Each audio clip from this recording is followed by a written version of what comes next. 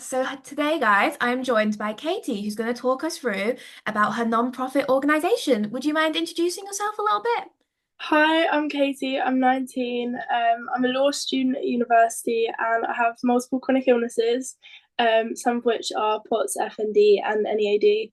And yeah, I've started a non-profit organization through social media to help support other young patients like myself and give them a space to feel comfortable and safe. And I post about it on TikTok. Yeah. Yeah, no, I'm super excited to have you on. I've been following you on TikTok for ages because I have Ehlers-Danlos Yeah. syndrome and POTS as well. So I always love seeing like other people online. I'm also really nosy, so I love your TikTok so much as Thank well. you. I Oh, love yours too. yeah, you're nearly at 5K right now, aren't you? Yeah, what am I at? I'm at like just under 5K, I think. What is it? That's impressive. Yeah, Uh, 4,987.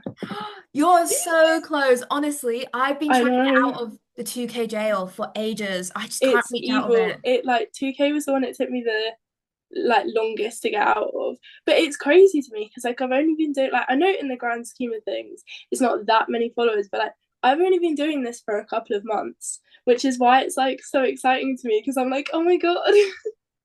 Yeah, no, because I Yeah. think I only started following you a couple of months ago as well. So it's crazy to you that you have so many people who are so interested in your channel, in you, and your organization as Yeah. well. Like it's crazy. Literally, like, it's the way that people have become so invested in me talking about my silly little life and my silly little illnesses.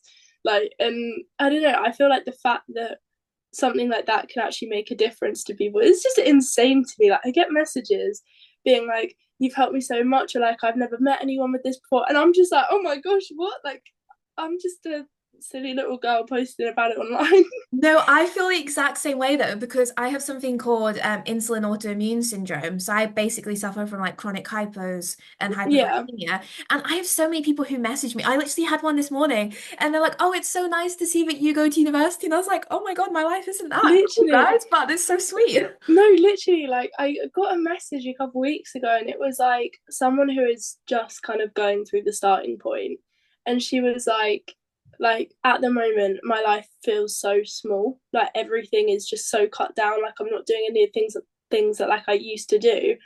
And she was like, please just tell me that there is some hope. Like it can get better. And I was like, go, like I used to be really rough. Like don't get me wrong, things aren't great now, but I'm a lot more like on top of it now. Like things are a lot more manageable, and I feel like that's something I really wanted to do with my account is kind of show people that there is like life after diagnosis, and it's not that's not it. It's not the end. And that like you can do things and you can go to university. Like obviously there are a lot of challenges and it's not easy, but there might be a point that that could be you as well. Like obviously it's not the case for everyone. It's not everything is like a blanket statement. You can't, yeah. But I think there's so many things that I thought I'd never be able to do again, and now I am, and that's like so exciting. So I hope that helps people a little bit. Yeah. Yeah, no, I'm completely the same as well because I never thought I'd get to go to university. So now Yeah, I'm just neither. about to go back to university. So I'm going to make so much content about it because I remember last year people were so invested in it. I was like, literally, my life Yeah. isn't that cool. But like, if this is helping you guys, then like, yeah, Yeah, that's no, because cool. I think that might have been one of the ways I found your account on my main. Because so when I moved, I going in second year now, but when I first went into it last year, like things had only just started to calm down a bit with my health. Like I was getting to a point where it was a bit more manageable. But I was like, oh my God, how am I going to manage university? How am I going to manage living alone? Like, what if this happens? What if this happens? Like, how will people react? But I think like seeing people talk about it makes you realize that it is possible, and like not everyone is as evil as we think there are a lot of nice people out there who will be really helpful. Like I told my flatmates about my non-epileptic seizures when I pretty much first day, and it was terrifying, but they took it so well. They were like, what can we do? I think it's taking away a little bit of that fear for people, and also telling them about things that you're eligible for. Like I didn't know anything about it. I didn't know I could get contextual offers for uni until like right at the end. I didn't know about DSA. Like there's so many different schemes which people would have no idea about because there's no awareness about it. But yeah. Yeah, I suppose that kind of brings us on to the question of your non-profit organization as well. So would you be able to tell me a little bit more about it as well and the name of Of it? course. So it's called Chronic Youth, and the whole point of it is that no one has to fight chronic illness or deal with chronic illness alone. And it's about creating a community for people where they can go and feel supported and safe and understood. Because I think something that was so big for me is I felt like no one understood what I was going through. And that really messed with me because you try and reach out to people and talk to people, but they can't understand, and it's not their fault, and you don't want them to be able to understand, but it's still like there's still that feeling of like I need support but no one gets it. So that's kind of why I started the whole thing. And yeah, I can tell you a little bit about what we're doing if you want. I don't mind. No, no, go ahead. Go ahead. Okay, so the website is coming up in a couple of days, which is Exciting. exciting. It's taken a long time. This whole process is so long. I'm like, guys, I promise I am doing things for it like every day. It's just a really long process. I can imagine it's a lot Um, as well. Like, the amount of paperwork, oh the God, I hate amount of paperwork. like, don't even like, I was like crying over government forms. Like, it was so bad. But I mean, we're registered now, so that's good. Oh, yay, that's Um, exciting as yeah, well. so we applied last month and it was approved. So that means it's legally registered in England and Wales, which means that we can start doing things. So some of the things that we want to do are things like online support groups. So places where you can go in like a Teams meeting, a Zoom meeting, whatever, and there'll be like a topic and we can just discuss it, discuss our opinions about it. People can share how they're feeling about certain things or like ask for, support on certain things like that. We're also doing skills and like hobby Oh, meetings. that's exciting. That's Yeah. great. So it's kind of like, in school when you'd have clubs and it's Mhm. like with a certain topic, like at uni they have societies, like my uni's called Harry Styles and Taylor Swift one. We have Things one like as that. well. Taylor Swift. Sounds Love that great. I one. need to go. Um, but yeah, so kind of things like that where the focus isn't necessarily always on your health, but it's just trying to create that environment of kind of like a social bubble, like a social experience for people, because a lot of people with chronic illnesses are at home a lot, they can't get out as much, they lose a lot of friends because can't see them and things like that. So it's trying to create that like social atmosphere for people without necessarily always having the focus on it. Obviously it is a big part of what we're trying to do, but yeah. And there's also things like digital and physical products, so like symptom trackers, information leaflets, and different courses that we're going to hopefully try and offer to schools and employers and things like that to show them how they can better support chronically ill people in work, because we're working with 0 to 30 in terms of Mhm. age. So we're trying to make it as like diverse as possible in terms of things like that. um, Trying to get some talks from different professionals and things like that. But also, the one that I'm really excited about is the educational support. So it's something like 30 to 40% of students with a chronic illness have achieved below expected results in GCSEs and A levels. And obviously, that's because you miss a lot of school or you miss a lot of lessons and you're constantly feeling like you're catching up. And I know despite how hard I worked in A levels, like when it came down to the actual exams, even though my predicteds were like A star, A B, because I'd like done so much to try and catch up. Like when it came to the final exams, I was so burnt out. The whole system is just not made for people with chronic illnesses or disabilities or anything. And I was constantly having to make my own resources the whole way through and all of that. And in the end, I didn't get the grades that I wanted. I got a lot lower than I should have, but it's not because I didn't work hard, you know what I mean? Yeah, I get what you It's mean. Yeah. because of my symptoms. So I'm trying to start this kind of educational support section of it where students will donate their notes just from like students that are healthy and I are at love school. that. That's such a good Yeah, they idea. can thanks. They can like donate their notes and stuff and receive a little certificate so they can use that for their UCAS, they can use it for volunteering opportunities and things like that. But they can send in their notes and old revision books. And also, we're going to go and try and buy some revision books for core subjects and things like that, and send them out to students in the UK who are like struggling to attend school full time, or attending to like struggling to get the grades they wanted, because I want to do all of this for free, which is like difficult. Okay, that's interesting. Difficult. But basically the whole kind of thought around that is that like there's so much of a like significant financial burden already on Exactly, young yeah. people and their families and patients, because of like medications, or having to go to private places because the waiting lists are too long, and there's so many different things which can place such a massive burden, and I don't want this to be another one. You know what I mean? Like, I don't want people to have to pay for support that they need, because like I know for me, like it would have been something that put me off. Like, you know what I mean? I don't know if I that makes get sense. I get what you mean because literally I was reading Scope Charity the other day and they were saying how disabled people to live the same quality of life as people who are Mm. non-disabled, they have to pay an extra £900 on average a month. Which And is insane. it's insane. And that's just to be able to live the same life. Like that stuff like heating, different Yeah, tools, having to buy like food that's a bit more accessible, like grated stuff, ready made. And like you say, exactly. Like because gluten free, whatever it yeah, is. Yeah, it's just like another cost. I completely get. Can I ask how you're planning to fund this as well? I can yeah, of imagine course. personally, I think there's going to be quite, I think as you grow, there's going to be a lot of interest and hopefully you'll get a lot of Hopefully, sponsorship.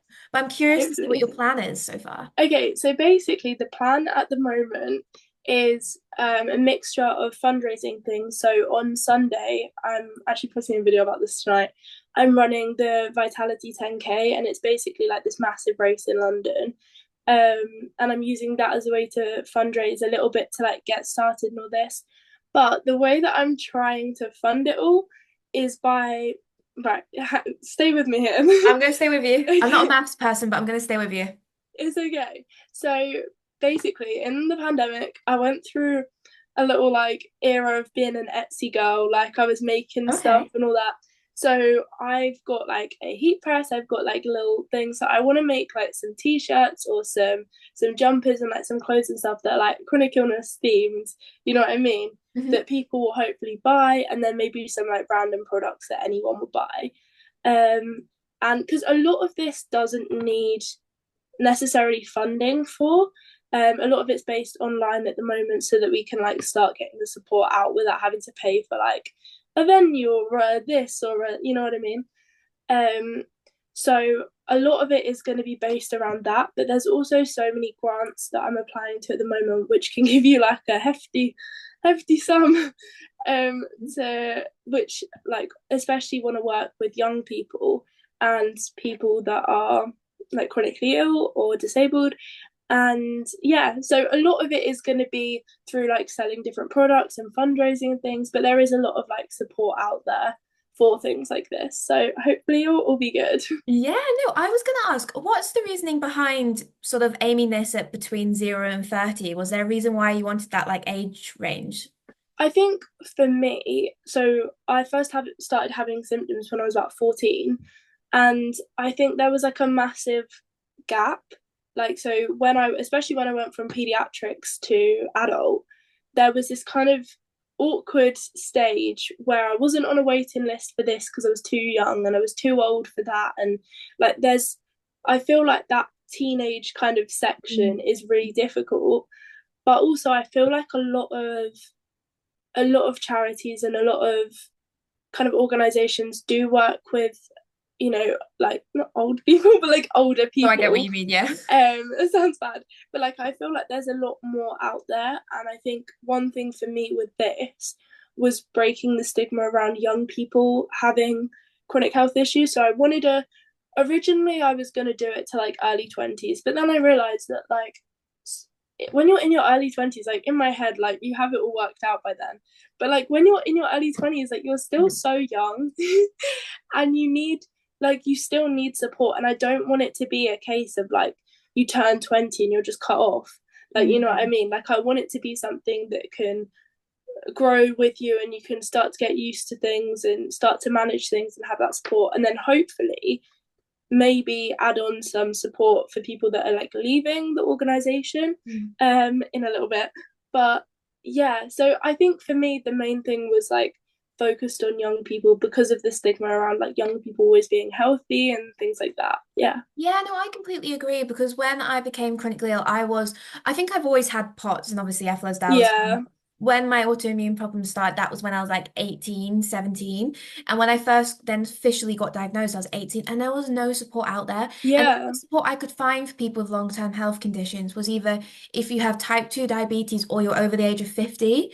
Yeah. And it was just really hard because my mum was so astonished that there was nothing. And Nothing. there was Yeah. like no support, that there was no recognition that I might need mental health support. There was nothing. Yeah. And like I thought That's I'd a have big it one. exactly. I thought I'd have it all figured out by the time I turned 20. I'm 20 now, and I can confirm it just brings like a different like array of Different like level. challenges. Yeah. Yeah, Yeah, because I agree. now I've got the fear of, oh my God, I have to sort out adult life. I have to move from like this Yeah. little teenager to now being like an adult. Like an adult and doing things yourself and living, Exactly. all of Living everything. independently. It's a Yeah. whole thing. And now obviously, we've got to do bills, taxes, forms. I hate forms. I also think like part of the reason why it's also including 20s is like a lot of chronically ill people and disabled people can't work, Mm. like, or they really struggle to work full time. Like, when I was at school, I was having like severe symptoms and like being taken down in a wheelchair from my lessons, and then like going to go and try and do like 2 hours after school my job, and that still knocked me out. Like, I could barely manage school, let alone doing anything else. And that's something that I personally have really worried about in the past. Like, when I'm older, like, I'm at quite a good point right now where it's manageable, but I feel like it's only because I'm doing less. Like, if I get busy again, it gets so much worse. And like, how is that going to work in the future when, I have to like pay for everything myself and I'm like expected to work full time? Like, it is a big thing on a lot of people's minds. So that's another reason I wanted it to be free. Yeah. Yeah, I completely agree as well because I'm obviously at the age where after I graduate uni, I have to go into work and I struggle even with part-time work. So Yeah. I've had to make a difficult decision that I might not be able to do part-time work alongside uni. Luckily, I'm Yeah, in a that's the really same as privileged me. position where I can do that, but I just know I Yeah, couldn't me too. handle it. And because like you say, like I'm fine, but then as soon as I get busy, like I was working 30 hours a week in like literally waitressing during summer just to be able to afford stuff. And honestly, it killed me off. Like honest, I Mm, didn't because every time I do something busy, I get a fever. And obviously yeah. really hard to live with. So I'm very worried about like full-time job as well. And hopefully I'll be able to get Yeah. a hybrid job where I can work from home. But I think like But it's not always that accessible. Yeah. exactly, it's not easy to get, especially after university. It's a Yeah. whole thing. And when I've talked about this online, so many people have this as well. And it's just not talked Yeah. about enough. Because when I've talked to doctors about it, they're a bit like, we'll just work from home. And they like shrug their But it's not shoulders. that It's easy. not that easy though. And I'm really glad you're talking about it. I think it's really important. Thank you, you too. No, but I agree. Like, I think there are a lot of things that I worried about a lot, even when I was like 17 and I was doing my A levels. Like, I didn't think I was going to be able to go to university. Like, I was having so many non-epileptic seizures every day. I was like constantly knocked out. I was just exhausted all of the time. And I couldn't focus. I couldn't focus in school. I was being taken out from lessons like every single day. I spent more time in the medical room at school probably than I actually spent in lessons. And I can't imagine how hard that would be for someone that was like, because I was lucky that mine got a lot worse when I was 16 and not when I was younger, but I can't imagine how hard that must be, even like at any age, obviously, but like as a teenager and being like adapting to a new school and things like that. Like, that's a massive thing to deal with. Yeah. Yeah, and hopefully your organization will help with that as well. Can I ask Hopefully. if there's any dream partnerships that you have with your organization, do you think? Oh, that's a good question. Um, Sorry, I put I'd you on the really spot. like. It's okay. I'd really like to work with Mind or like Young Minds because like I've worked with Mind a lot. I worked with them a little bit on their mental health campaign for World Mental Health Day this year. So I'd love to work with them or something to do with mental health because I think that is a side of chronic illness that isn't talked about enough. And for me, that was a very significant part of Mhm. my experience of chronic illness. Like, there is no support. Like, even when I've been in therapy and things like that, and like sitting there trying to explain to someone how it feels to be constantly in pain and dealing with these debilitating symptoms and all these worries and fears about the future, while also not wanting to say that you're too stressed, because then you might not get the help that you need and it might be put down to stress and anxiety and all that. It's like that balance, and it's like there was no one I felt like understood what I was going through, even in therapy, which is where you should feel like that. You Agree, know what I yeah. mean? You should feel understood, but I've never felt like that because people don't get it until they get it. You know what I mean? Like they Yeah. will never understand it. And that's a great thing that they don't have to understand it. Don't get Mhm. me wrong. But it is really difficult. And I think I want this kind of organization to be a space where people can come and feel like they are understood and feel like they're not the odd one out. They're not, you know, they're not alone. And there are so many other people out there who are going through similar things that all just like want to help each other. But yeah, Yeah, no, because I completely agree. Because when I've been in therapy before, they always give me a list of things to do, and I always try and explain, well, unfortunately, I can't do all these things when I'm flaring yeah, up as well. Because they're like, you should do this and this when you're flaring up. Go for a run if that helps your anxiety. And I'm like, well, like how? can't do that when I'm flaring up. And I do feel that like you say, like every time I've been in therapy, they've really understood my anxiety, my Yeah, ADHD, but never the chronic illness side of it. yeah, And my last therapist was really good. She tried to yeah, me understand it. too. She did a lot of research, but she still never completely fully got it as Yeah, well. Like she used to say things like, maybe you have to think about, well, what happens if you never like get completely better, and stuff like that. mm, And it's like it wasn't very helpful for me to think that way, particularly. yeah, I felt like she never completely got it, but I knew she yeah, was trying. But I think your organization might be really good because then mental health people, if they really want to learn about this, because there's no research for them to learn about yeah, this, exactly. Well, they can that's access another it. reason I want to do like the courses and stuff and like explaining, because I did so I ended up I was in CAMS, and then when I turned 18 I got cut off immediately, and they knew I needed more support, and they admitted that, but they couldn't do anything else, and I was told basically I wouldn't make it into adult services, um, in not so good words. But yeah, so they told me that, and my school really pushed for me to get a mentor or someone I could talk to. And she worked with me for like 6 months. And honestly, she was like the first person, like first professional that I fully thought like, wow, like she understands. Like she didn't understand it from the perspective of being a patient, but she understood how it affected me. And there was like a level of empathy that wasn't necessarily, it wasn't necessarily there with the rest of them. And we did, I think things like CBT, which are so commonly used in, talk therapies and things like that, I don't think that's helpful for people Mm, with chronic illnesses, because the problem is it's not like it's a thought that's completely irrelevant. It's not like there's no proof that it could happen, things like that.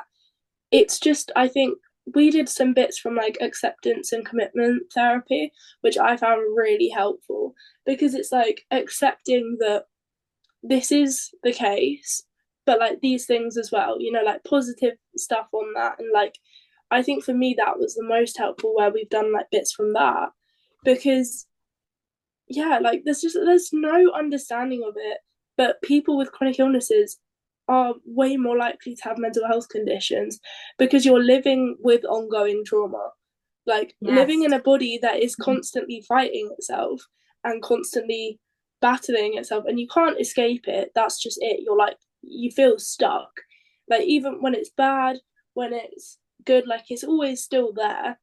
And it's always like there's always something to do, there's always another medication sit, there's always another appointment. And like, I just think that there needs to be more support, mental health specifically, support around it, because people can't just be expected, especially young people. They've Mm. got no idea what's going on. They're like, oh my gosh. And then like to be put through all of that and then receive no help, which is why like I think things like the suicide rates and things like that are so much higher. Don't know if I'm allowed to say that. Yeah, no, Yeah, you should. yeah, I think it's actually really important because obviously it's been Suicide Awareness Month. I think it's really yeah, important to talk about it as well. And I'm really passionate to talk about it because like I was reading a statistic that it saves lives the more we talk about it. The Yeah, more people feel that it can be talked about. And it's really important because I remember when I first went to therapy as well, like when I was first diagnosed with chronic illness, I was actually quite suicidal because like you say, you're trapped yeah, in it as yeah, well. And I didn't know I was until I learned about something called passive suicidal thoughts. yeah, And it made sense. But I remember they tried CBT and they were like, especially with my fainting, and they were like, it just didn't work with me because obviously it was a real fear I was having. And with my yeah, blood sugars, I used to be afraid of dying. And they'd be like, well, remember, you're not dying, but you can die from low blood sugars. And it's yeah, like, it can happen. And I have been sick. exactly. I actually I did acceptance therapy, I think it was called, and I did compassion Yeah, focused therapy, and that really helped me because I used to beat myself up every time I'd flare up with a fever or I'd have a headache. yeah, I'd be like, I should have done this, this, and that. And actually doing compassion for it made me much more compassionate to myself. And I was like, yeah, right, my body's attacking itself, but also it's really trying. Like it's really mm, trying to help me as yeah, well. Even with it's got all this going on, and it was just being compassionate to myself, being like, I'm actually doing the best I can do here. And I think that's really yeah, important. And I think it's really important, like you say, suicide rates are really high with chronic illnesses, yeah. especially, It's something yeah. ridiculous. Like, I made a video about it, like on my main account, and I was looking at the statistics. It's shocking. Mm, Like, and also that's not taking into account the amount of people that have attempted or the amount of people that have suicidal ideology and things like that. Like, for me, I attempted and I did survive, but that was because of my chronic illness. I felt so trapped, and I felt like I couldn't get out. Like, I'd just been diagnosed officially by a specialist with FND when I was 17, and I'd been told I had to wait 10 months to be put on the waiting list for adult care. Oh, this is after years of suffering already. mm, Finally getting my diagnosis, and I was told I had to wait 10 months in order to be put on the adult waiting list for when I turned 18. Even though it was backdated, it felt so far away. Like, it was another 10 months where I was having debilitating symptoms every day. And I literally left that appointment with nothing else except like a leaflet for a charity. And like, I'm so lucky that that charity exists, and that charity was FND Hope. And like, their work is so important and amazing. But I had nothing else. And no, I think that's why this whole organization thing is so important to me, because like, I nearly lost my life because I felt like I couldn't speak up. And I felt like if I did speak up, it would just reinforce this whole idea that doctors already had, that it was psychological or it was this. mm, Whereas my issues came from living in a body that was fighting itself constantly and like having debilitating symptoms. You know what I mean? Like, I think I had the normal amount of sadness for a person with my illness. Like, mm. you know what I mean? No, I agree because whenever I've been always too scared to speak about it before as well, because if I speak about my anxiety or mental health, I know they're just going to blame my symptoms on that.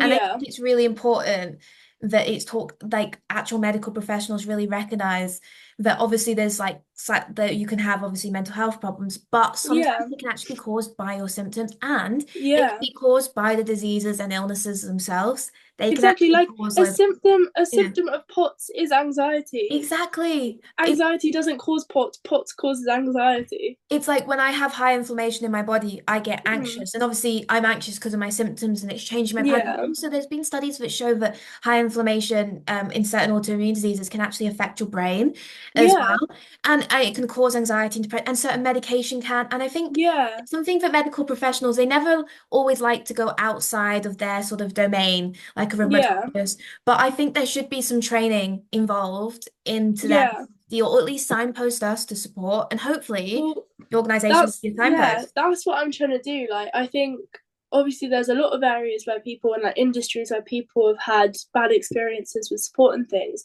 but the health system is one of those places where it has been like that for most people with a chronic Yeah. illness. I mean, obviously some people get lucky, but most people with a chronic illness will have a bad experience. I've only ever had, I think, two doctors. One was a student doctor, and one was a 999 dispatcher that knew what my conditions were, except my specialists, but like that knew what my conditions were off the top of their heads, didn't like have to question me, I didn't have to explain them.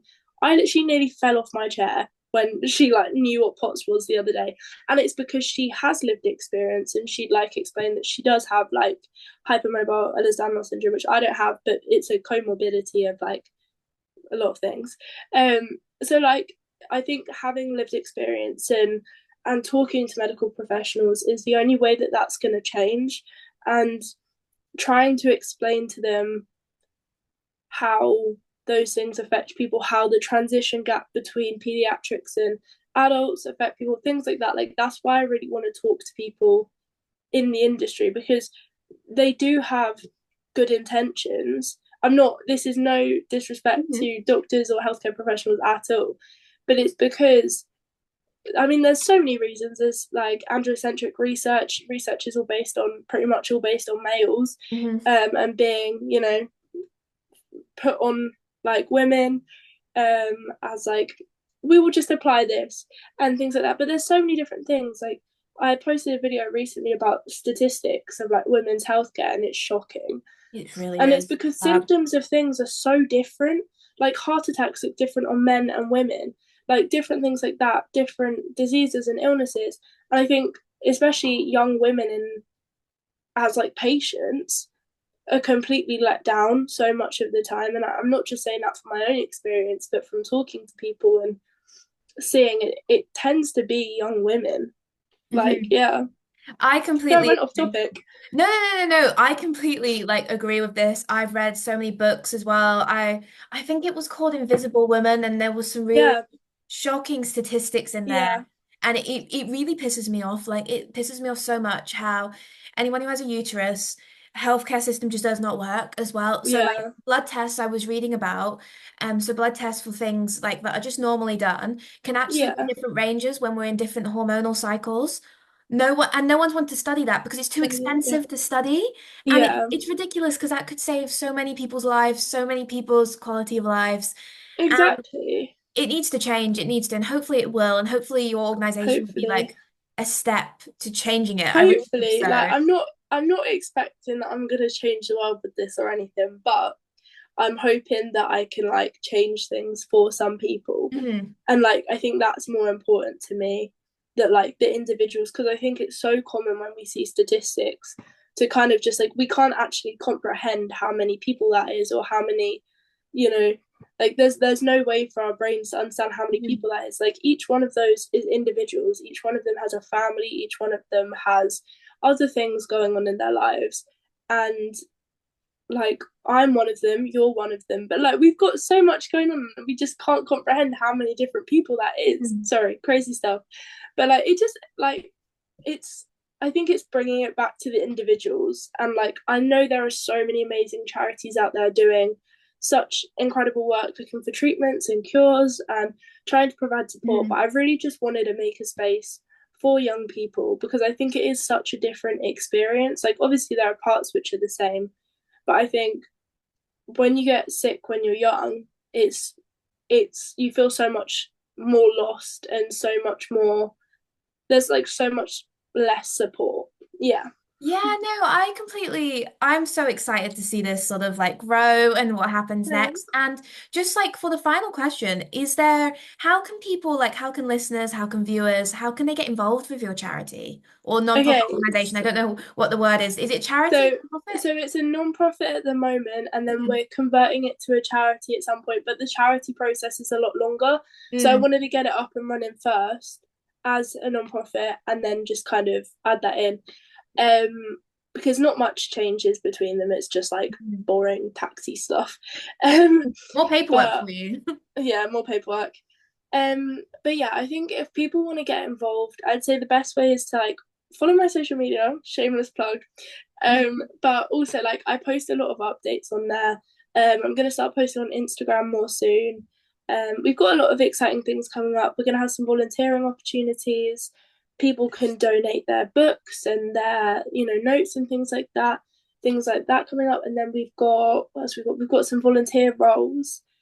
And also, massive one is fundraising. I am running the Vitality 10K in brain. I am running the Vitality 10K on Sunday, and there's a link in my bio to donate. Anything helps, like at all, anything.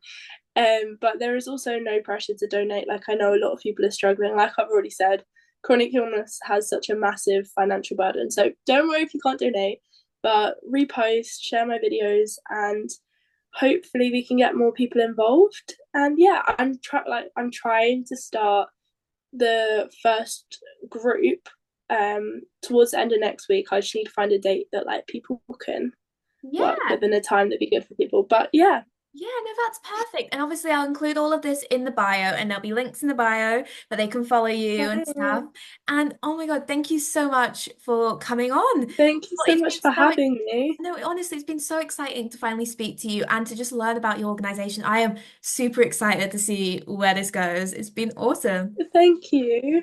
Thank you so much for having me. I've enjoyed this so much. I'm so good at this. Honestly, I've enjoyed this too. I love this sort of thing so much. I love having people on the podcast. I get so excited, and yeah, I just can't wait.